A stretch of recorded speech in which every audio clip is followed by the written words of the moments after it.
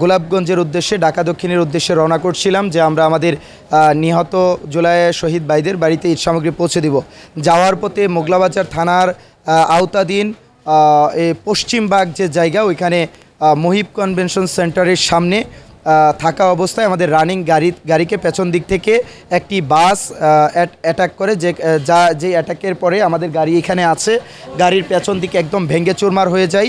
গাড়ির পেছনে আমাদের ঈদ সামগ্রী বস্তা ভর্তি ছিল, যার জন্য প্রেশারটা তুলনামূলক কম পড়েছে। বাট তারপরে আমরা কেউ মাথায় ইনজোর্ড হয়েছি, কেউ শরীরে কোমরে ইনজোর্ড হয়েছি। আমরা তাৎক্ষণিক বাস থেকে বের হয়ে আমাদের গাড়ি থেকে বের হয়ে আমাদের যে আক্রান্ত করেছে বাস, ওই বাসকে আমরা থামিয়েছি। থামানোর মধ্যে কথাবার্তা চলার এক পর্যায়ে তারা তাদের কেউ বা কাউকে কল করে, তারা 5 মিনিটের মধ্যেই উপস্থিত হয়ে যায় এবং উপস্থিত হয়ে আমাদের উপর অতর্কিত হামলা করে। আমরা আরও উল্লেখ করতে চাই, আমরা ওইখানে যাওয়ার পূর্বেই কিছু অডিও আমাদের হাতে এসেছে, যারা পূর্বেই আলোচনা করছিল যে আমরা গোলাপগঞ্জের উদ্দেশ্যে যাচ্ছি, যাতে আমাদের ব্যাপারে তারা পদক্ষেপ নেই, যে বৈষম্যবিরোধী ছাত্র আন্দোলন তারা ওইখানে যাচ্ছে। আমরা এখনও ওই ব্যাপারটা ওইভাবে কানেক্টিভিটি দেখার মতো সুযোগ পাই নাই, বাট আমাদের হাতে কিছু অডিও আসছে।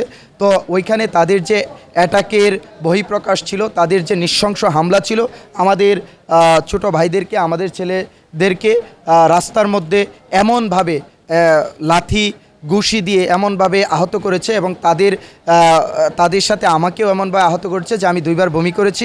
এবং আরও উল্লেখ করতে চাই বিশেষভাবে, আমাদের এখানে 2 জন নারী শিক্ষার্থী ছিলেন, তারা গাড়িতে নিজের সেফের জন্য ছিলেন, ওইখানে গিয়ে নারীদের গায়েও হাত দেয় এবং একজন ভিডিও করতে ছিল, সেই ভিডিও করার জন্য তার হাত থেকে ফোন নিয়ে নেই। পরবর্তীতে আমরা ফোনটা নিয়ে আসতে সক্ষম হয়েছি।